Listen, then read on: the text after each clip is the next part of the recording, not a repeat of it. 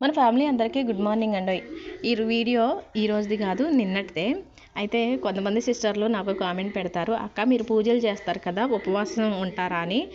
ఉపవాసం అస్సలు ఉండనండి, ఎందుకంటే నా వల్ల అస్సలు కాదు.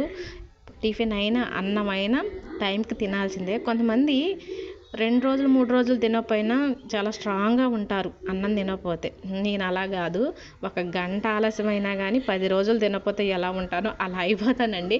ఇక నిన్న హాస్పిటల్ నుంచి వచ్చేసరికి చాలా టైం అయింది కదా, ఇక నాకు నీరసం అయిపోయింది అనమాట. మీకు డౌట్ రావచ్చు, హాస్పిటల్లో ఆలస్యమైనప్పుడు పక్కన హోటల్లో తినొచ్చు కదా అని. నాకు హోటల్ ఫుడ్ అంటే అస్సలు నచ్చదు. సరే వేణు వాళ్ళు ఇక్కడ లేకపోతే తప్పదు, ఎలాగో అలా ఇష్టం ఉన్నా లేకపోయినా తినేదాన్ని. వేణు వాళ్ళు ఇక్కడ ఉన్నారు కాబట్టి ఒక 2 గంటలు అలా ఓర్చుకున్నాను అనమాట. రాగానే ఇక వేణు అన్నం పెట్టేసింది.